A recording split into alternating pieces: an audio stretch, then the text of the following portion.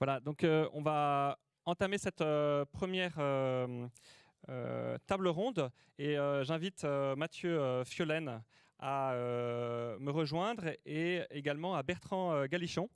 Euh,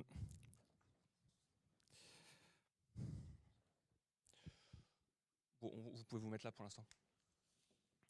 Voilà, alors si vous avez été attentif et que vous avez bien lu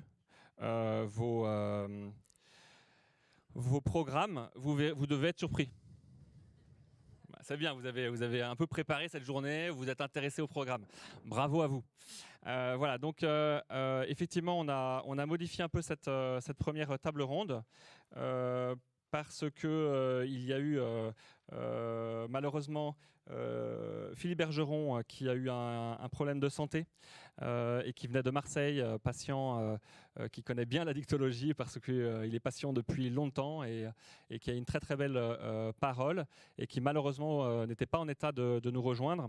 Donc j'ai demandé à Mathieu Fiolaine de prendre la parole, pas à sa place, mais plutôt pour partager ce que voulait nous dire Philippe. Et puis également, je savais qu'il avait fait Mathieu Fiolaine, donc, voilà, qui est anthropologue, qui est fondateur de l'association Santé, qui a une longue expérience en addictologie, voilà, a fait un travail de recueil de paroles de personnes à la rue au sujet justement de leur consommation. Et il me paraissait important qu'en entamant cette journée, on prenne le temps d'écouter cette parole qui est au cœur de notre travail. Donc bienvenue à toi Mathieu. Et puis on a à côté de nous Bertrand Galichon. Bienvenue Bertrand, qui est médecin urgentiste en responsabilité du service des urgences de Lariboisière. Et donc nous avons demandé à Bertrand Galichon d'intervenir durant cette première table ronde à partir de cette étude de l'OFDT qui a été faite pour et avec l'INSEE et qui donc s'intitule...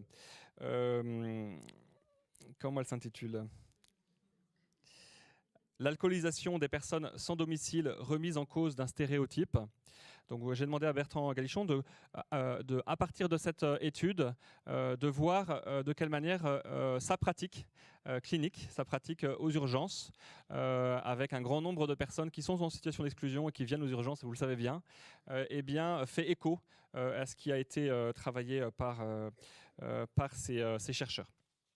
Voilà.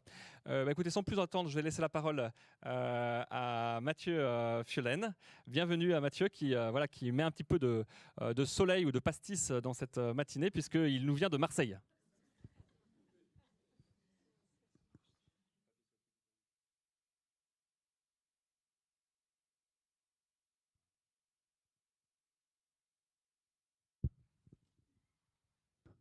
Merci. Super. Bonjour à tous. Merci de m'accueillir. Alors effectivement, je remplace au pied levé Philippe Bergeron, qui regrette de ne pas être parmi nous, mais dont l'état de santé, effectivement, qui s'est quelque peu dégradé ce week-end, a contraint de garder le lit. Je pense que c'est filmé, du coup, comme ça, peut-être on pourra lui... Voilà, parce qu'en plus, je me retrouve à devoir lire ce qu'on avait potassé ensemble, parce qu'il était très soucieux de présenter quelque chose d'un peu carré. Alors, on verra que c'est carré à sa façon. Voilà. Donc, je vais vous lire texto ce que j'ai écrit, et puis ensuite, effectivement, ce qu'on a écrit, pardon, lui et moi, enfin, ce que j'ai tapé de ce qu'il me disait. Et ensuite, je vous restituerai effectivement des témoignages que j'ai été récoltés directement dans la rue, où des personnes... alors, j'ai fait tout un travail où les personnes racontent un peu, certes, comme le disait François, leur rapport à l'alcool, mais en fait, leur manière de boire, qui ne sont rien d'autre que des manières de vivre. Et parce qu'il ne s'agit pas quand même de ne pas faire un peu polémique, je m'attacherai à vous restituer leurs paroles quand ils portent témoignage de de leur recours au dispositif d'aide sociale et aussi du soin. Voilà. Et je tâcherai de faire tout ça en une vingtaine de minutes, sachant que c'est ça qu'on est à la bourre. Bravo. Voilà. Alors, Philippe. Alors, Philippe avait choisi d'intituler son intervention « Brûler la vie par les deux bouts pour arriver à rester debout ». Alors, bon, je lis, ça va faire un peu scolaire, je suis désolé, il est meilleur acteur que moi. Je m'appelle Philippe Bergeron, je suis né il y a 63 ans ici à Paris et je vis aujourd'hui en EHPAD à Marseille. Je suis ici pour témoigner de mon parcours avec ce qu'il a de singulier mais aussi d'exemplaire. C'est un parcours fait de rues, de galères, de défonces et d'addictions aussi, mais c'est d'abord un parcours de vie qui est la mienne, que j'ai parfois choisi et parfois subi, voire les deux en même temps. Sans tout vous raconter de ma vie, je peux vous dire que j'ai toujours été inconstant. J'ai été marin, j'ai pigé pour Libé, j'ai créé avec d'autres une boîte de jazz à Paris, j'ai fait 1000 boulots que chaque fois je plaquais plus vite, j'ai aimé, j'ai quitté et recommencé. Et puis, pour des raisons qu'il n'est pas nécessaire d'expliquer ici, j'ai perdu le fil, j'ai lâché du lest. Ça s'est fait presque en douceur, bizarrement, quand j'y repense avec le recul, mais avec plein de heurts quand même, des moments très rudes, des deuils et des blessures, comme pour chacun, qui se sent perdre pied en emportant tout avec. Tout ça pour finir en foyer, et puis quand on m'a estimé plus en état d'y être, j'ai fini là où je me trouve aujourd'hui, dans un EHPAD. Pardon. J'ai donc toujours été inconstant, sauf pour une chose, la consommation d'alcool et de drogue. Alors là, j'y ai mis une application incroyable, une énergie de tous les instants, et ça même bien avant de vivre la rue et tout le reste. Et je m'y suis mis tôt, avec beaucoup d'énergie. J'ai consommé de la cocaïne, de l'héroïne, du cannabis, du LSD, tout ce qui pouvait dans mon existence me rendre gai, ou grand, alors il faut savoir que Philippe Bergeron est tout petit, ou fort, ou drôle, ou beau.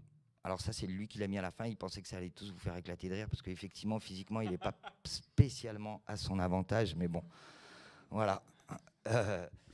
Donc, et puis surtout, de l'alcool, toujours. Ça peut paraître bête de dire ça aujourd'hui, que je suis tout abîmé et en mauvaise santé, mais ça m'a aidé à tenir debout. C'est bête ou drôle de dire ça, alors que j'y ai perdu la famille, le boulot et surtout aujourd'hui la santé. Alors il tenait à vous dire quand même tout ce qu'il avait, bon je le dis, donc j'ai des troubles respiratoires sévères, j'ai eu des escarres, alors il a eu de tels escarres que des spécialistes nationaux sont venus avec des cohortes d'étudiants dans la chambre pour photographier son derrière, parce que les escarres étaient, excusez-moi des détails, mais il avait prévu de vous le raconter, donc je vous le raconte, ça l'a marqué. Du diabète, alors un diabète important, hein, puisque ça lui a valu la perte de certains de ses doigts de pied. Un cancer en cours de traitement, mais alors c'est une espèce d'histoire qui n'en finit jamais. Des troubles visuels, et puis j'attends une opération d'une hanche dont la prothèse anciennement installée le fait énormément souffrir, et d'ailleurs lui enlève le peu d'autonomie qui lui reste et qui le contraint à se déplacer avec grande difficulté. Je suis mauvais acteur, donc je passe du jeu au il, mais c'est pas grave. Donc, aujourd'hui, avec l'âge, avec la sagesse,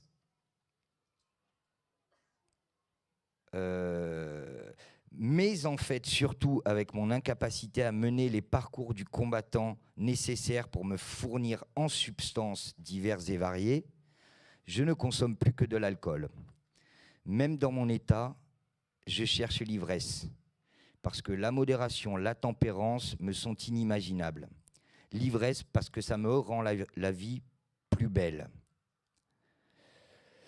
Alors, il faut savoir que pour l'alcool, j'ai déjà fait 6 sevrages programmés, mais aussi des dizaines sans les choisir, avec les multiples hospitalisations, les gardes à vue, les séjours en prison, et aussi les sevrages que je me suis fait tout seul suite à des promesses faites à moi-même ou à ma famille.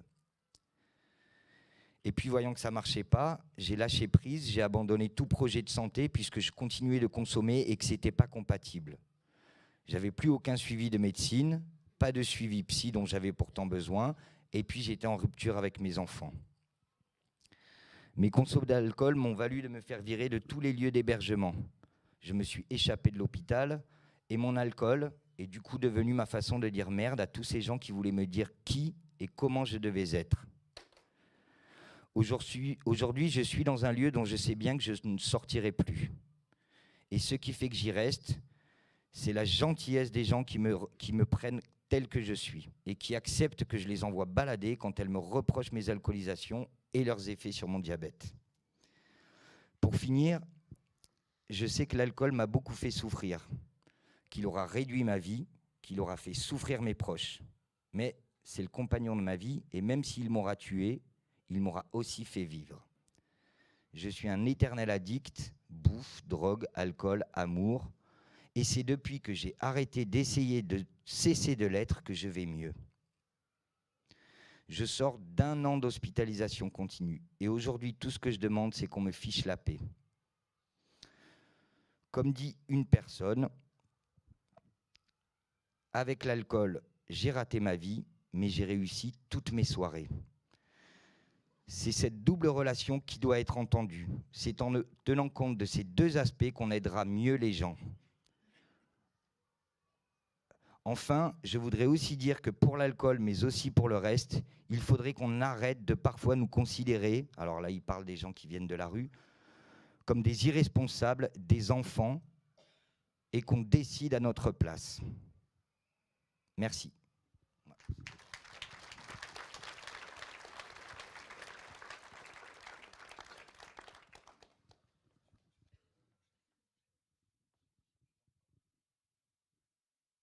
Voilà, il est très cabotin, Monsieur Bergeron, mais il touche, je crois, juste. Voilà. Donc, pour continuer sur cette parole-là, ça vous va? Je continue encore un peu et puis on arrêtera ensuite. Donc, vous allez voir, c'est des propos retranscrits bruts tels qu'ils s'énoncent.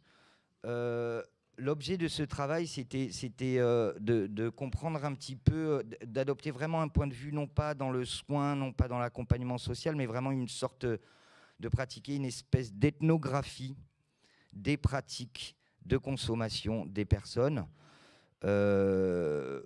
Voilà, au départ, cette parole-là, j'ai essayé d'aller la chercher dans les lieux d'hébergement, les lieux où je pensais trouver des gens de la rue. Et puis j'ai réalisé que dans des lieux d'hébergement où effectivement l'alcool est quand même ultra généralement proscrit, il est assez difficile de demander à ces gens, dans ces lieux même, de parler très librement de leur consommation, puisqu'ils ont plutôt intérêt à, sinon la cacher, ou à tout le moins ne pas la manifester trop bruyamment. Donc, j'ai pas eu le temps de préparer encore une fois, donc je vous les balance tels qu'ils ont été retranscrits. Donc, GG, c'est pas pour moi ces trucs, les services d'aide.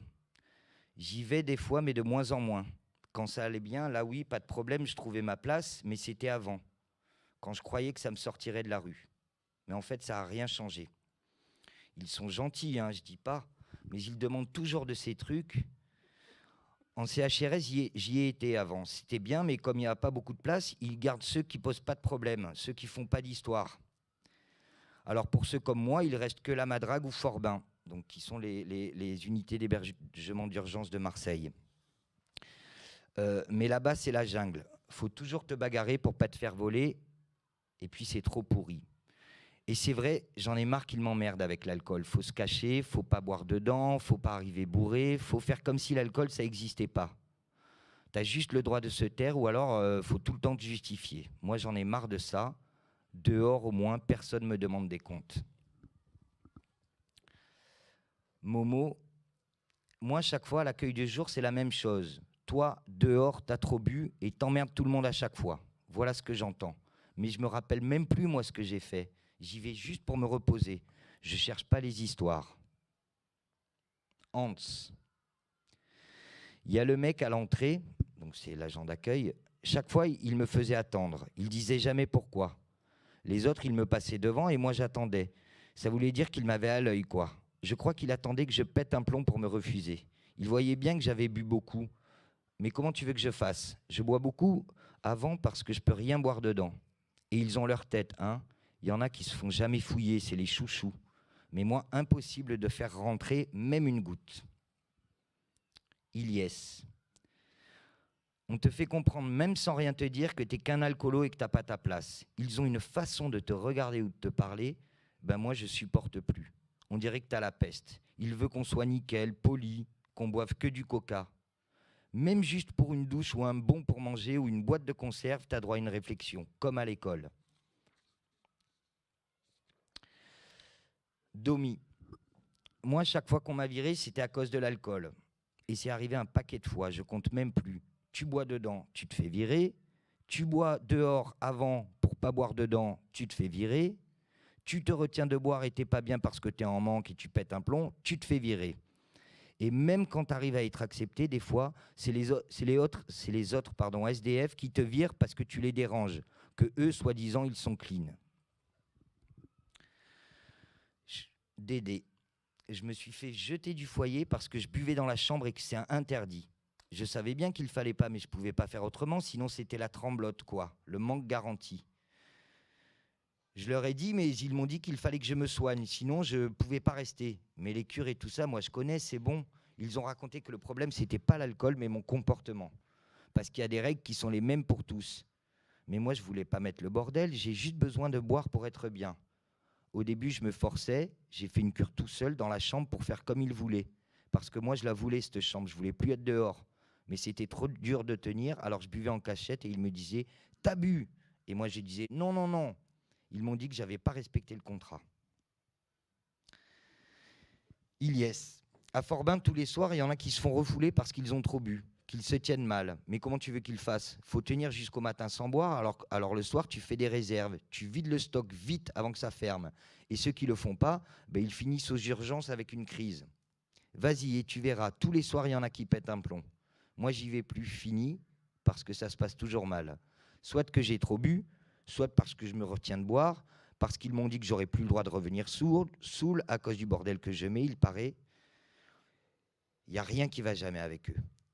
Ils sont pleins de monde tous les soirs, alors ils ne s'emmerdent pas avec les poivreaux comme nous. Mais qui va voir ce qu'il picole, le directeur de Forbin, quand il rentre chez lui? Qui lui fouille son sac pour voir s'il y a des bouteilles? Pierrot. Chaque fois que j'allais quelque part pour dormir, pour avoir une douche, pour manger, tout ça, il fallait que j'arrête de boire. Mais moi, je peux pas et je veux pas. C'est ma vie, ça. Je suis vieux, je crèverai dehors. Mais ça sera en buvant, parce que j'ai essayé 1000 fois d'arrêter. Tout seul en cure, j'ai tout fait, je te dis. Et c'était pire à chaque fois après. Moi, j'ai essayé pour leur faire plaisir, parce qu'ils sont gentils, mais ça me rendait malade quand t'as le manque, tu risques de mourir, tu le sais. Mais tous, ils te disent, c'est bien, continue comme ça. Ils ne voient pas que je suis malade comme un chien. Mon œil, moi, entre la rue et une chambre sans pouvoir boire, ben j'ai choisi. Voilà. Enfin, en vrai, c'est le pinard qui a choisi pour moi, faut dire. Je continue. Il faut me dire, parce que je peux continuer ad vitam aeternam. J'ai encore 2-3 minutes. Alors, je vais passer sur les témoignages. Je vais juste vous livrer rapidement 2-3 témoignages des rapports aux soins, puisque je viens de parler des rapports à l'aide sociale. Domi. J'y vais jamais, moi, chez le docteur. De toute façon, ils ne veulent pas de nous. On est des poivreaux et des SDF. Qu'est-ce que tu veux qu'ils fassent de nous? Moi, quand j'y vais, c'est parce que je veux des cachets, des trucs qui défoncent, et on connaît toutes les adresses de ceux qui donnent ça facile. Ils ne cherchent pas, ils veulent juste qu'on ne traîne pas chez eux, comme quoi ça fait mauvais genre. Tu vois? Daniel, qui est une femme. Moi, je ne veux pas qu'ils me touchent. Et eux, ça tombe bien, ils ne veulent pas me toucher. Ça se voit que je les dégoûte. À l'hosto, la dernière fois, ils faisaient même des commentaires parce que je pue. Mais moi, j'aimerais bien être toute belle et toute propre. Ils parlent devant moi comme si j'étais pas là. Ils disent que ça sert à rien de me soigner parce que je continue à boire. Et ils te laissent dans un coin et ils se débarrassent vite de toi. Et s'ils te gardent à l'hosto, c'est toi qui t'échappes vite parce que tu es traité comme une moins que rien. Momo, t'es à la rue, alors tu bois. Comme tu bois, t'es malade, et comme t'es à la rue, que tu comptes pas, on te soigne mal. Alors t'es encore plus malade, et pour pas avoir mal, tu bois encore plus. Mais t'as toujours plus mal, et tu retournes au docteur ou à l'hosto, et ils te disent, ça sert à rien de vous soigner, parce que vous êtes SDF et alcoolo. C'est ça, sans mentir. Faudrait que tu sois plus à la rue et que tu boives plus pour qu'ils te soignent. Momo encore. Bon, t'as les trucs exprès pour nous, les SDF, parce que faut pas croire, hein, on va pas au docteur comme ça. Moi, pas en tout cas. Moi, je vais au dispensaire là-bas, à National, ou à la boutique, enfin, c'est l'accueil de jour, des fois. Ils me prennent un rendez-vous dans un service spécial de l'hosto pour les gens comme nous. Alors, ils parlent des passes. Ben, là-bas, c'est à la chaîne. Il n'y a pas de rendez-vous, il faut attendre des heures. Et à la fin, on te dit, mais si vous arrêtez pas de boire, on ne peut pas vous soigner. Moi, je leur ai dit, les cures, je les ai toutes faites. Ça marche pas, alors on fait quoi? Ben rien. On te file 3 cachets et dégage. Filou. Pour mon hépatite, c'est toujours pareil. On ne me la soigne pas tant que je bois. Ils disent que le traitement, il sert à rien à l'hôpital. Donc moi, je la soigne plus. Et puis c'est quoi ça? Tu vas voir le docteur parce que tu as mal, que tu n'es pas bien, et il te parle juste de ton alcool. La dernière fois, j'ai dit OK pour la cure, juste pour qu'il me soigne. T'y crois, toi? Pierrot. Ils sont tous gentils avec moi, les soignants. Ils m'aiment bien. Mais à quoi ça sert? Ils ont raison, remarque, faut que j'arrête de boire. Ils ne peuvent pas me dire autre chose, c'est leur travail. Chaque fois, ils rigolent quand ils me voient à l'hosto parce que les pompiers m'ont ramassé et je leur dis, vous voyez, je ne suis pas encore mort. Mais pour le reste, je les écoute plus parce que chaque fois, c'est arrêter de boire. Merci.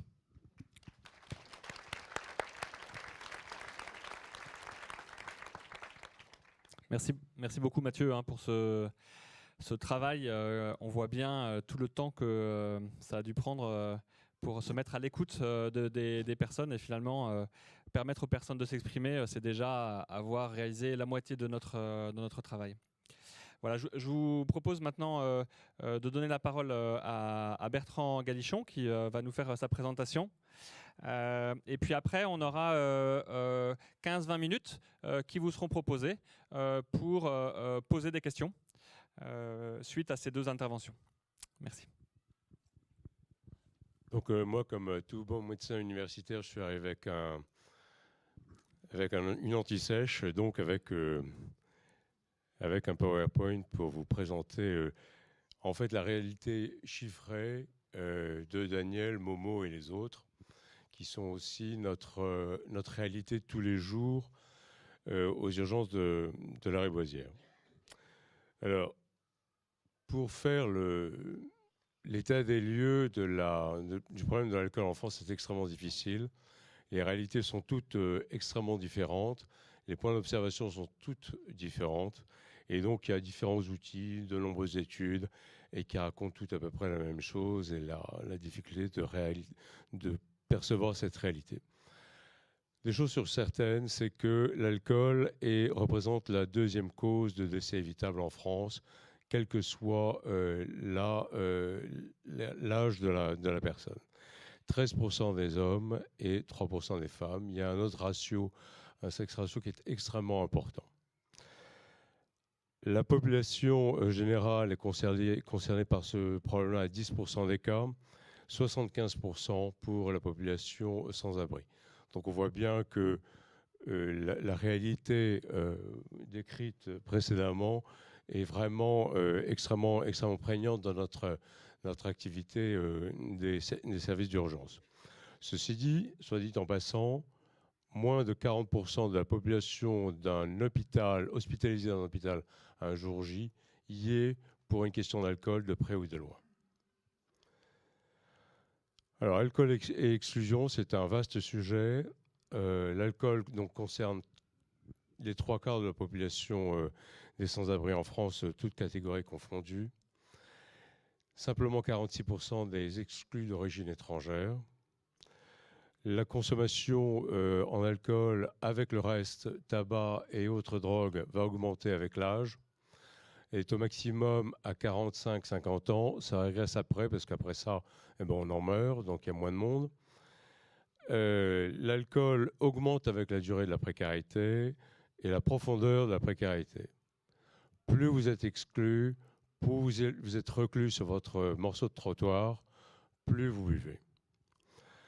L'alcool est toujours associé au tabac, donc chacun se donne la main pour faire des dégâts. Et la toxicomanie associée, donc les drogues dures, intéresse surtout les populations qui sont plutôt jeunes, à 25-30 ans, parce qu'au-delà, souvent, elles ont des gros problèmes de santé et disparaissent de la circulation. Elle intéresse 88% des hommes qui vivent seuls. 88% des hommes qui sont sur la rue sont seuls.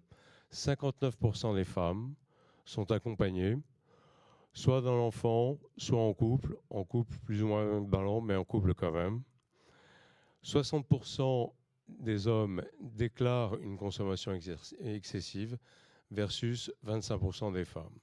Donc on voit bien là que c'est essentiellement un problème d'hommes. L'alcool, pourquoi on se met à boire? On n'arrive pas dans la rue parce qu'on boit, mais je pense qu'on boit surtout parce qu'on est à la rue. Et on boit pour deux raisons essentielles. La première, c'est que ça permet de fuir le regard de l'autre.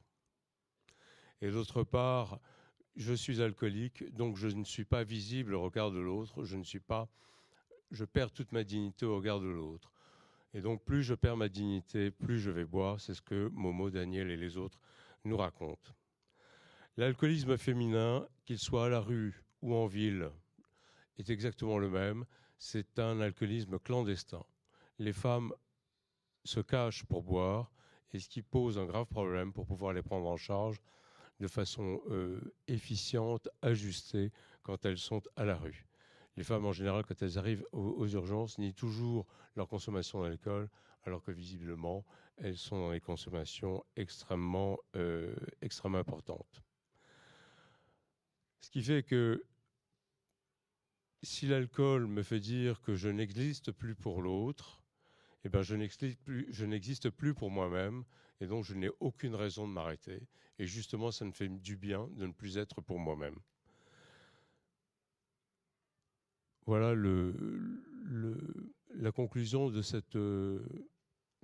topo qui vient bien montrer qu'on est vraiment devant un problème extrêmement humain, extrêmement profond, qui est souvent totalement indicible et qui fait considérablement souffrir les personnes soignantes qui prennent en charge ces patientes qui arrivent à toute heure du jour ou de la nuit, qui pour certains arrivent plusieurs fois par jour, et qui deviennent à un certain moment complètement invisibles dans les services d'urgence. Ils sont mis sur un brancard à l'entrée des urgences pour dégriser. Et puis quand ils ont dégrisé, ils ne pensent plus qu'à une seule chose, c'est d'aller retrouver leurs copains dans la rue. Et les urgences n'ont rien fait pour moi, donc salut. Voilà un peu la réalité de l'exclusion et des toxicomanies, en particulier de l'alcool aux urgences. Et c'est une grande souffrance pour tout le monde.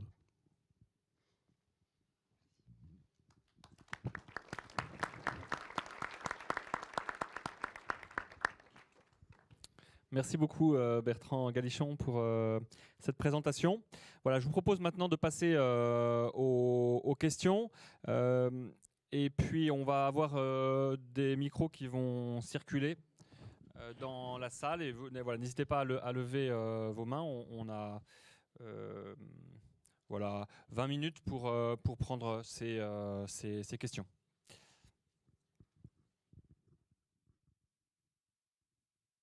Bonjour, Sébastien, président d'une association qui s'appelle Dignité, qui a été créée par des personnes sans abri.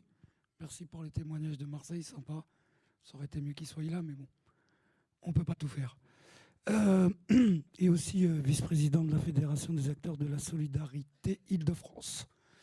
Donc voilà, j'ai écouté tout ça, je vois du monde que je connais un petit peu.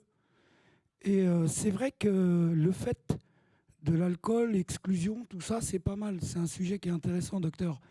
Sauf que quand on a des sous comme j'avais avant, c'est plus l'inclusion sociale, l'alcool, que l'exclusion. C'est à partir du moment où on n'a plus de sous que ça devient l'exclusion. Vous voyez ce que je veux dire? chercher un petit peu plus loin que les stats. Et c'est vrai que dans les CHRS, pour rentrer, l'histoire de la fouille, tout ça, c'est à la tête du client, quoi. Voilà, c'est-à-dire qu'en fait, c'est pas interdit par la loi, mais c'est interdit par une autre loi qui a été fabriquée par eux-mêmes. Donc c'est vrai qu'on se fait jeter parce qu'on a bu, pas pour le reste. Voilà, on est toujours stigmatisé quand on boit. Moi, je picole pas mal depuis quelques années. Je m'en cache pas. J'ai entendu parler de drogue, c'est ça? Cocaïne, c'est pas mauvais non plus. Mais on devrait plus parler de crack parce que ça, c'est un fléau qui tue tout le monde. Et j'ai l'impression qu'on ferme un petit peu les yeux là-dessus. On est resté à la coke et puis à l'héros, quoi. On n'a pas parlé d'autres produits. C'est dommage parce que ça existe. Et c'est ce qui est en train de détruire tout le monde. Voilà. C'est pas parce qu'on est à la rue qu'on doit être alcoolique. Il y en a qui sont à la rue et qui ne boivent pas. Et systématiquement, dès qu'on dit qu'on est à la rue, on est alcoolique, quoi. Moi, j'étais alcoolique avant. Il n'y a pas de souci, hein, je ne m'en cache pas. Et j'ai l'impression que systématiquement, ça, c'est un boulet. On rajoute, on existe dans le social à partir du moment où on a détecté des problèmes. C'est-à-dire qu'on ne va pas chercher chez vous les ressources, on va regarder les problèmes que vous avez pour les traiter. Mais jamais, au grand jamais, et j'étais 4 ans en CHRS, il y en a qui me connaissent ici. Et ouais, c'est vrai. Hein. Et 1 an à la rue. Bon, les chauffeurs de bus, ils ont changé. Mais jamais on va chercher ce que vous savez faire. Toujours, on va regarder la problématique que vous représentez qui est intéressante à travailler, en fait. C'est ça le truc. C'est pour ça que Momo, s'il avait été là, il aurait dit comme moi, je suis sûr. Mais on n'est pas qu'un problème. On est des êtres humains au même titre que n'importe qui. Donc, exclusion, alcool. Et puis, quand j'étais 4 sup, c'était inclusion et alcool. Merci. Merci beaucoup, Sébastien. Alors, autre question. Voilà, une question. Tu veux réagir Oui. Alors, une réaction de Mathieu, et puis après, il y a une question ici. Vous avez tout à fait raison de souligner cette dimension. Et d'ailleurs, dans ce travail que j'ai fait, la première partie, c'est les gens nous racontent effectivement en quoi l'alcool dans leur existence est un outil formidable à la fois d'inclusion, de vivre ensemble. Voilà. Par exemple, il y a un témoignage où il y a une personne qui dit « Mais nous, on aime être à plusieurs, comme vous, sous-entendu vous, les inclus. On aime être à plusieurs et boire à plusieurs ensemble parce que c'est la fête, etc. Mais le problème, c'est que quand on est tout seul, on fait pitié. Et quand on est à plusieurs, on fait peur. » Voilà. Et je pense que la dimension aussi, justement dans l'accompagnement des pratiques de consommation, c'est aussi une façon de restaurer la dignité en leur disant « Mais voilà, vous avez tout à fait le droit, dans des conditions dignes et décentes, d'avoir accès aux produits alcool, de la même manière que nous imaginons qu'il est bon de le faire. » Et qui plus est, en plus, c'est un formidable outil, une fois que ça s'est fait, pour accompagner les personnes vers un travail autour de leur consommation. Voilà, je voulais juste... Merci. Alors, il y avait une question ici. Oui, bonjour. C'était juste pour une question pour Monsieur Mathieu Chelem. Alors, n'hésitez pas à vous présenter si vous voulez. Alors, moi, je suis Christelle Jablot. Je travaille à l'hôpital de Nanterre, au CHAPSA, au centre d'hébergement et d'aide aux personnes sans abri. Voilà. Et c'était simplement pour savoir si vous aviez fait des publications et où est-ce qu'on pouvait les trouver. Voilà. Pourquoi il y a un certain nombre d'articles effectivement qui sont sortis, que j'ai écrits à différents titres, d'une part lorsque je travaillais à l'AMPA, et d'autre part après lorsque j'ai créé Santé. Et puis aujourd'hui, par exemple, les extraits que je viens de vous lire font l'objet d'un projet de publication spécifique. Ça prend du temps et je ne suis pas payé dans mon activité aujourd'hui pour faire ça, donc je le fais quand il m'en reste un peu. Quoi qu'il en soit, sur Internet, vous trouverez à peu près tous les articles que j'ai déjà pu écrire. Monsieur Bergeron est dans un EHPAD très particulier qui est Saint-Jean-de-Dieu à Marseille, qui a créé une unité spécifique pour personnes vieillissantes sortant de la rue, et dans lequel, c'est là que pour la première fois j'ai commencé à travailler l'accueil avec alcool en 2011.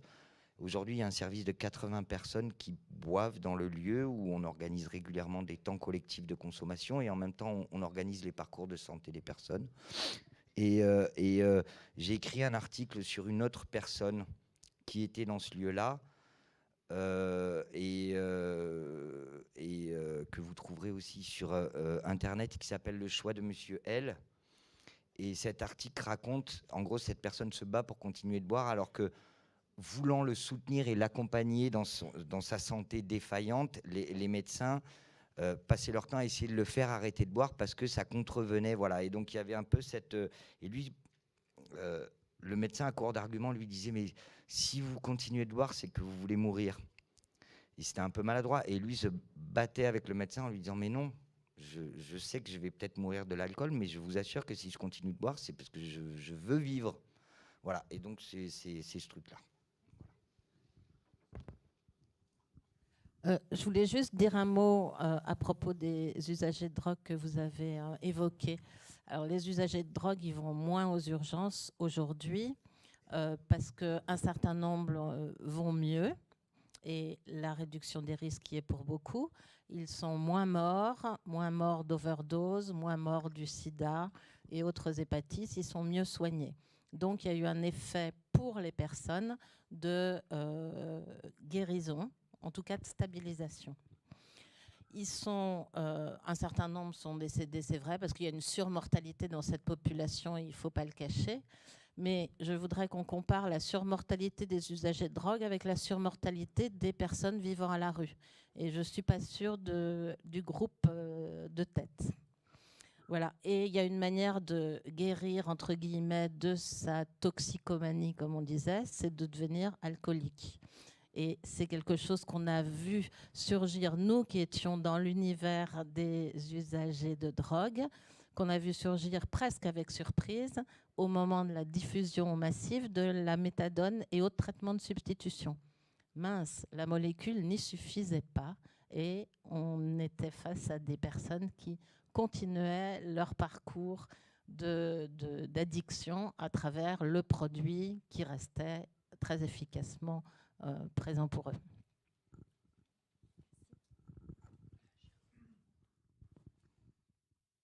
Oui, bonjour, Xavier Aknin, médecin généraliste, addictologue et coordinateur de la consultation adulte du XAPA Émergence dans le 13e.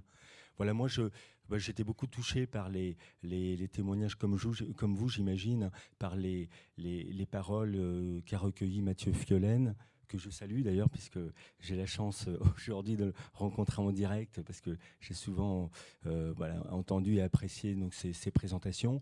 Et puis, touché aussi par la présentation de M. Galichon. Et alors, c'est vrai que moi, il y a deux, parmi tout ce qui a été dit, deux choses que je trouve particulièrement importantes. C'est premièrement l'idée que l'alcool, pour les personnes usagères et vivant dans la précarité, c'est d'abord une solution avant d'être un problème. Et je pense que dans la tête des professionnels, on est loin de considérer les choses comme ça, dans bien des cas, qu'on soit aux urgences, dans le médico-social ou ailleurs. Et puis, deuxièmement, c'est cette demande des usagers, enfin de ces personnes qui consomment de l'alcool, à être prises en compte comme elles sont. Hein, c'est d'ailleurs ce que dit Philippe quand il dit qu'il est resté à l'EHPAD, parce que là, au moins, on me prend tel que je suis. Ça, je pense que ça doit nous faire beaucoup réfléchir, parce que ces gens-là, finalement, souffrent beaucoup des pratiques normatives, pour pas dire des pratiques de normalisation que leur renvoient un certain nombre de professionnels, que ce soit dans l'hébergement ou dans le soin. Et il faut qu'on arrive à trouver une alliance avec ces personnes-là qui fasse que nous-mêmes, on dépasse nos représentations et qu'on arrête effectivement de se livrer comme ça à des jugements qui sont à la fois désobligeants et puis à la fois complètement inefficaces en termes de soins. Et alors, nous, au XAPA Émergence, on a subi, c'est pour ça qu'on était très intéressés par cette journée. On est venu à 2 médecins ce matin, il y a ma collègue Gabrielle Durand qui est là, et cet après-midi, le directeur Jean-François Bohen sera là. On est venu parce qu'on est un XAPA qui avait surtout une histoire de XAPA ouvert ouvert aux personnes usagères d'héroïne et on a beaucoup développé dans la substitution aux opiacés. Et puis depuis quelques années, on peut dire le mot, quasiment submergé par les demandes concernant l'alcool, et beaucoup qui viennent d'ailleurs des foyers, puisqu'il se trouve que dans le 13e, il y a beaucoup de CHRS, et il y a un foyer d'urgence aussi, et les professionnels donc, nous adressent maintenant, ça fait déjà 2-3 ans, et c'est par vagues régulières des patients. Et au départ, on a été déstabilisés, il faut le dire. On ne sait pas trop comment s'y prendre. Et je dirais les deux choses qui ont été importantes pour nous, c'est que on travaille maintenant directement avec les professionnels, c'est-à-dire que c'est pas simplement qu'ils nous adressent des usagers, mais les éducateurs viennent dans notre structure. On fait y compris des entretiens en commun avec l'accord du patient, bien sûr avec pas mal de patients, et on construit ensemble le projet. Et moi, ce qui je trouve très intéressant, c'est que finalement les professionnels qui travaillent dans les CHRS sont autant addictologues que nous. C'est-à-dire que comme ils connaissent la personne dans son vécu quotidien, etc., finalement, ils connaissent bien les caractéristiques psychiques, les problèmes de comportement.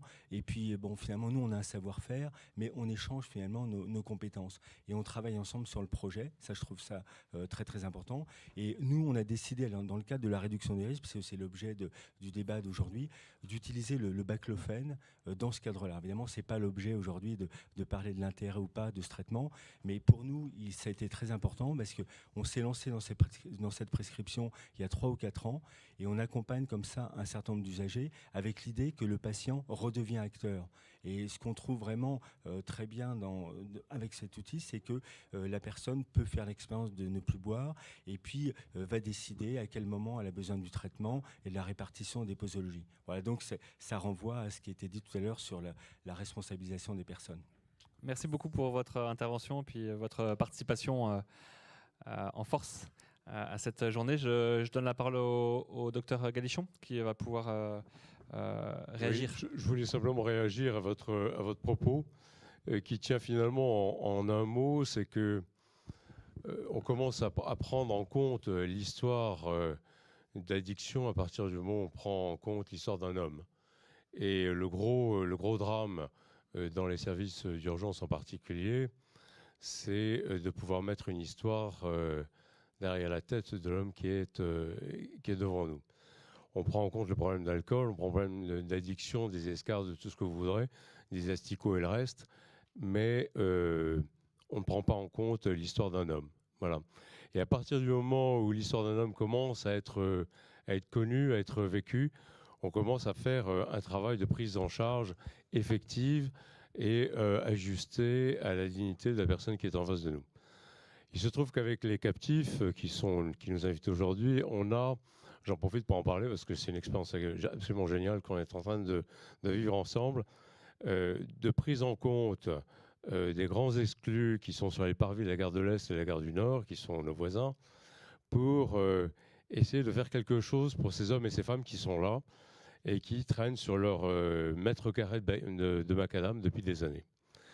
Et l'histoire de ces hommes et de ces femmes, de leur addiction, ne peut commencer à être prise en charge qu'à partir du moment où il y a une histoire qui est vécue, qui est partagée entre les soignants, le binôme des captifs et les patients eux-mêmes. Il y a comme ça un certain nombre d'entre eux qu'on a pu remettre sur les rails avec heurts et malheurs. Mais bon, il y a une histoire il y a un bout du tunnel qui commence à se voir. Et justement, c'est quand on a pris en compte toute l'histoire d'une personne. Et ils ne sont pas là pour vous raconter des carabistouilles pour avoir un gramme d'alcool de plus. Et le baclofène, c'est un moyen, mais ce n'est pas l'essentiel. On continue, oui. Bonjour, je m'appelle Anne-Laure Guégan, je suis coordinatrice du Carré des Biffins dans le 18e. Voilà, alors moi, je vais faire très court en fait. Moi, j'ai ma mère qui est alcoolique en fait depuis que je suis toute petite, donc j'ai 35 ans maintenant. Donc l'alcool, c'est quelque chose que je connais très très bien, de par mon vécu, mais parce qu'aussi depuis 10 ans, j'en ai fait je me suis réorientée professionnellement complètement pour comprendre l'alcool et savoir comment on pouvait en arriver là. Ce que je voulais vous dire, c'est qu'en 35 ans, j'ai quand même vu beaucoup d'évolutions dans la prise en charge de la personne alcoolique dépendante. Et parce que j'ai trouvé que les témoignages de ce matin étaient très... il y a beaucoup de négatifs qui en ressortaient sur les fouilles à l'entrée des centres. Alors je ne dis pas que ça n'existe pas, c'est pas vrai, mais je l'ai fait moi-même. J'ai travaillé en centre d'hébergement d'urgence, j'ai travaillé en accueil de jour au SAMU social de Paris également. J'ai travaillé avec le bus des amis des femmes avec les prostituées dans la rue. Enfin, voilà, j'ai vraiment fait beaucoup de lieux, et je tenais quand même à saluer sur Paris, il y a énormément de professionnels qui prennent très très bien les gens en charge et qui ne les stigmatisent pas tout le temps. Et voilà, je voulais juste rappeler qu'il n'y avait pas que des professionnels qui ne prenaient pas bien en charge les gens qui avaient des problèmes d'alcool. Voilà.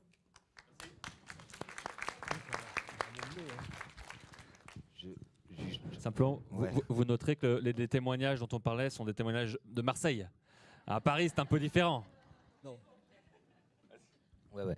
Non, mais juste, évidemment, il y a de ça aussi, alors, et largement, et je pense y compris que des gens, ce dont ces personnes portent témoignage, c'est aussi de pratiques existantes, à moins de considérer qu'on y trouve là la mauvaise foi légendaire du SDF couplée à la mauvaise foi légendaire de l'alcoolique. Mais ce sont des pratiques vécues comme telles par les personnes, ressenties comme telles, et qui continuent réellement d'exister aujourd'hui. Vous dites que ça a évolué. Je vous rappelle qu'il y a 35 ans, dans les CHRS, on délivrait de l'alcool, ou en tout cas un quart à table pendant les repas, qu'aujourd'hui on ne le fait plus. Donc certes, ça a évolué, mais de différentes manières. Et juste évidemment, y compris en voulant aider ces personnes, il y a des professionnels qui, démunis qu'ils sont, moi je donne des cours, par exemple, dans des écoles du travail social. 3 ans d'études, j'interviens une demi-journée. Ce sera le seul moment où des futurs professionnels auront entendu non seulement parler d'alcool, mais auront entendu parler de réduction des risques. Donc effectivement, il y a clairement des problèmes. Et moi, avant de m'occuper d'alcoolologie, je pensais aussi que si je voulais aider une personne, qui avait un problème d'alcool, c'est que je devais absolument la faire arrêter de boire. Donc voilà, c'est pas une question d'honnêteté ou de morale ou de qualité du travail, c'est une question de méconnaissance. Et l'intérêt de cette parole, c'est que ça apporte un peu de connaissance, y compris à des gens qui pensent, en évitant que les gens consomment, leur faire du bien. Voilà, moi c'est Joël Lemeur, je suis alcoolodépendant, c'est-à-dire que je suis abstinent heureux, c'est ça qui est important. Alors je vous dis une chose, le terme drogue dure, drogue douce, pour moi ça n'existe pas. Il y a la drogue. Et ce qui est important, c'est que... Ce qui est important aussi, on m'a dit, puis je crois que c'est possible, c'est vrai, l'alcool c'est la seule drogue, si on arrête brutalement, on peut en mourir. J'ai vu le Cap et c'est perdu des bons copains. Et c'est vraiment très dur, quoi. Et j'ai côtoyé la rue aussi. J'étais pendant 5 ans bénévole au Resto du Cœur. Et j'ai vu l'évolution de la société, malheureusement. Au début, j'ai fait 5 ans. Au début, il n'y avait que des hommes. Après, il y avait des hommes, des femmes et des enfants. Puis il y a eu, avec la chute du mur de Berlin, aussi des gens des pays de l'Est. Et au bout de 5 ans, j'ai arrêté parce que moralement, pour moi, c'était trop dur. Je voyais ça que c'était tous les jours, toutes les semaines, quoi. Il y a un bouquin qui a été écrit par un toubib qui s'appelle, je crois, Les Naufragés. Je ne sais pas si vous connaissez. Et quand vous lisez ça, je dis, ouais, voilà. C'était juste ce que je voulais dire. Merci beaucoup. Bonjour Alice Stan, je suis directrice d'un centre d'hébergement qui est rattaché à l'association Captifs la Libération. Et on travaille en ce moment avec Mathieu à l'introduction de l'alcool dans notre centre. Mais ma question s'adresse plutôt au docteur Galichon. Merci pour votre objectivation d'une réalité. On n'a pas toujours les données chiffrées derrière. Et donc aujourd'hui, on est en train de réfléchir à un changement de paradigme. Donc en gros, d'accepter les usagers, les résidents, les patients tels qu'ils sont, avec la dimension consommation, usage du produit d'alcool. Et j'aurais voulu savoir si dans le milieu médical, il y avait une réflexion qui avait débuté sur le fait de savoir comment on pouvait quand même soigner des gens qui buvaient. Parce qu'aujourd'hui, on est dans un clivage qui est plutôt, donc, si tu bois, on ne te soigne pas, ou si on te soigne et que tu bois, c'est très dangereux. Et il me semble que si le social se met à réfléchir sur comment, voilà, sur un changement de paradigme, je pense que le médical, vraiment avec une dimension très clinique, ce sera intéressant qu'il y ait aussi une prise en compte de cette dimension-là, parce que par ailleurs, il faut quand même continuer à soigner. Et même en tant que professionnel, on est parfaitement conscient que quelqu'un qui boit avec des traitements, ça va être assez dangereux. Donc je voulais savoir si dans le milieu médical, il y avait une réflexion qui avait émergé autour de ça. Moi, je dois quand même témoigner au niveau parce que dans le centre d'hébergement où je suis, j'ai eu 2 décès liés en partie à l'alcool. J'ai 2 autres cancers donc, qui vont liés à l'alcool. Donc évidemment, les gens ne se soignent pas. C'est un peu tout ce qu'a décrit Mathieu. Ils s'échappent, ils refusent de se soigner. Les médicaments et la prise d'alcool sont plutôt dangereux. Donc moi, le positionnement que j'ai choisi actuellement sur ceux qui décident vraiment volontairement de ne pas se soigner, donc je n'ai pas d'obligation de soins, je ne peux pas les contraindre. Mais ceci dit, je me posais la question si au niveau du médical, il n'y avait pas des choses à penser et à construire pour intégrer cette dimension-là. Merci. Alors, je ne sais pas, plusieurs éléments de réponse. Le premier, je ne sais pas si je suis le mieux placé pour pouvoir répondre à votre question, parce que je ne suis pas addictologue patenté, mais je travaille simplement aux urgences et je reçois donc des gens qui ont ces problèmes-là et dans les phases aiguës. Ceci étant dit, je crois qu'effectivement, il y a une réflexion qui est en train de se mettre en place pour faire revenir dans les services de médecine les petites mignonnettes qui permettent de calmer le jeu et de donner une petite dose d'alcool qui permet aux gens de se prendre en charge.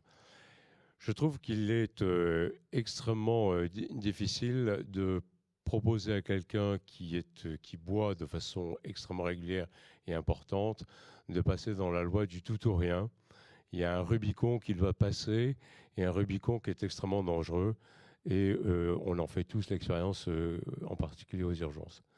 Donc je crois qu'il faut effectivement que nous remettions tout ça à plat. Je crois que les choses commencent à se faire. Et la première chose que l'on fait, c'est un tout premier petit pas, mais enfin bon, il est quand même là, c'est que, en particulier à la Rivoisière, on a mis en place une consultation post-urgence sur les problèmes d'addiction et en particulier d'alcool. Jusque-là, vous arriviez aux urgences en vous disant « je veux m'arrêter de boire ». Vous arriviez au moment où c'était absolument une urgence, c'est-à-dire à 2 heures du matin. Bon, à cette heure-là, personne n'en a rien à foutre, c'est pas le sujet. Donc, revenez demain, il fera jour. Et en fait, c'est renvoyer les gens dans la 22, c'est les renvoyer à leurs problèmes et c'est ne pas répondre à la question. Donc, ce que l'on fait maintenant, c'est que, 1, on essaie d'arriver sans préjugés. 2, c'est d'entendre l'histoire. 3, c'est de prendre en compte l'histoire somatique, parce qu'elle est quand même importante. C'est une des raisons de rentrer dans le soin, c'est les problèmes somatiques. Et c'est ensuite de proposer aux gens une consultation post-urgence qui soit rapide, qui soit à leur date, c'est-à-dire qu'on leur dit qu'on leur envoie un fax à leur sujet, à la consultation post-urgence avec lesquels nous travaillons, qui est à Fernand-Vidal, et les patients y viennent soit le lendemain, soit le surlendemain, soit le surlendemain, soit 10 jours après, mais ils savent qu'ils sont attendus et qu'ils peuvent être pris en charge au moment où ils sentent que les choses puissent se faire. C'est vraiment la seule chose qu'on a pu pour l'instant faire aux urgences. J'espère qu'on va pouvoir pousser le bouchon un peu plus loin et qu'on va pouvoir faire entrer les mignonnettes, mais enfin là, il y a un problème d'institution sur lequel nous n'avons pas encore la main. Merci Bertrand. Dernière question. Bonjour, Clément Etienne, travailleur social à l'association Les Enfants du Canal. Nous, ça fait 10 ans qu'on accueille des personnes en hébergement avec une consommation encadrée, on va dire, hein, dans leur chambre d'hébergement, ainsi que sur notre accueil de jour. Ça ne pose pas de problème plus que ça, hein, pas plus que la présence des animaux ou la présence de quoi que ce soit, quelque type de pathologie que ce soit. À partir du moment où, et c'était le but de mon intervention, d'avoir du personnel qui soit formé et sensibilisé. C'est-à-dire que simplement ouvrir les lieux d'accueil, d'hébergement ou de jour à la consommation, ou en tout cas aux personnes en consommation, c'est très bien. C'est même indispensable, c'est ce qu'on appelle normalement de l'inconditionnalité. Hein, voilà. Mais encore faut-il que le personnel accueillant, le personnel social, enfin peu importe, soit formé et sensibilisé à la consommation. Sinon, on retombe dans les mêmes clichés que vous avez dépeints tout à l'heure, avec lesquels je suis entièrement d'accord, et sur Paris aussi. Hein. Enfin, faisons pas de. Hein. Merci. Merci beaucoup.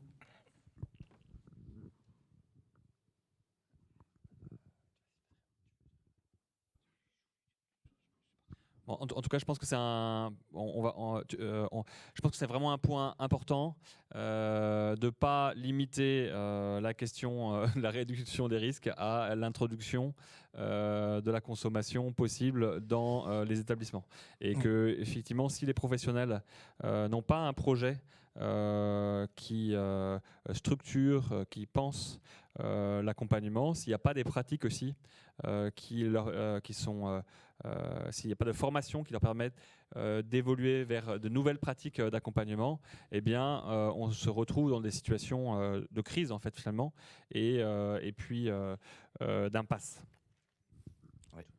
Oui, tout à fait. Enfin, l'alternative à l'interdit, à la prohibition, c'est pas le laisser-faire. Parce que le laisser-faire, moi, j'entends beaucoup d'établissements qui disent on tolère l'alcool. Je ne sais pas ce que c'est. Pour moi, tolère, c'est les maisons de tolérance. On ne tolère pas l'alcool. On l'introduit, on l'accompagne et on met en place des modalités de régulation en fonction de ce que les gens cherchent, de ce qu'on est en capacité d'accompagner et ce qu'on doit assumer ne pas être en capacité d'accompagner, parce que c'est un peu ça fait un petit peu écho à la question à la réflexion de Alice Aval-Giraud sur jusqu'où on accompagne les gens aussi et jusqu'où on va et où on va pas. Donc l'alternative à la prohibition, c'est bien l'accompagnement, et l'accompagnement passe par du cadre et des règles et des compétences. Et pourquoi ? Parce que tout ça, c'est non pas au service d'un pouvoir coercitif, mais c'est au service de la protection des plus faibles. Parce que moi, j'ai connu des établissements où on accueillait l'alcool, mais sans poser des règles, et finalement n'y avaient accès que ceux qui n'avaient pas de problème avec l'alcool. Et les autres se retrouvaient de fait mis en dehors. Donc je pense que c'est très important et d'être formé. Après, vous avez employé une expression qui peut être interprétée de deux manières. Vous avez dit qu'il faut que les salariés soient sensibilisés à l'alcool. Je ne sais pas ce que ça veut dire. Effectivement, vous avez tout à fait raison. Il faut que, indépendamment des formations techniques, chacun d'entre nous, et surtout pas forcément en parlant aux autres, mais fasse sa petite introspection intérieure, enfin sa petite histoire à lui de c'est quoi l'alcool pour moi, qu'est-ce que ça me dit, qu'est-ce que ça me parle, est-ce que ça me fait écho à des situations proches que j'ai vécues. Moi, j'ai connu des gens qui travaillaient avec des populations qui consommaient, mais de par leur parcours personnel, avaient un rejet absolu de toute consommation. Comment vous voulez faire ? Ces problèmes. En tout cas, c'est des choses qui doivent être posées, travaillées. Voilà. Après, je vous assure que les moments où on peut partager un verre avec les personnes qu'on accueille dans les différents lieux d'hébergement, dans le cadre strict de ce que autorise la loi, c'est un moment extrêmement agréable et privilégié aussi pour se parler autrement entre professionnels et personnes accueillies. Voilà. La dernière intervention. Oui, Russo Marc, ancien travailleur social. Donc je voulais dire que je suis à l'origine justement de l'alcool aux enfants du canal, puisque c'est moi qui ai obtenu la structure avec Jean-Louis Borloo lors de la campagne de camping avec Augustin Legrand sur le canal Saint-Martin. Donc j'avais justement, je vais vous donner un exemple justement par rapport à l'alcool dans la structure. Ce qui m'a donné cette idée d'autoriser l'alcool dans la structure, c'est qu'on a obtenu la structure à Saint-Jacques. Donc il y avait les 3 premiers étages qui étaient à Emmaüs, et nous on avait les 2 derniers étages. Et on a autorisé l'alcool en haut, donc dans notre structure, c'était bien séparé. Hein. Donc pas de problème au niveau de l'alcool, pas de la promiscuité, de la violence. Par contre, les 3 étages en dessous, grosse violence devant leur entrée, puisque l'alcool était interdit. Ils se dépêchaient de boire, de rentrer défoncés, parce qu'après c'était interdit de boire. Et puis ils repartaient le lendemain matin. Et donc c'est par rapport à ça qu'on a autorisé l'alcool aux enfants du canal. Et par contre, bien encadré, ça marche très bien, ça fonctionne très bien. Et ça permet de créer un lien meilleur avec les éducateurs, avec les gens qui entourent. Comme vous disiez, pouvoir discuter devant un verre, on peut apprendre d'autres choses, c'est certain. C'est au calme. Et puis la consommation, elle est moins violente, même si c'est pas bien. Hein. Voilà, on va terminer ici. Merci beaucoup Bertrand Galichon, Mathieu Fiolaine de votre participation active dans cet atelier. Et on va passer au deuxième atelier. Je vous propose de les applaudir.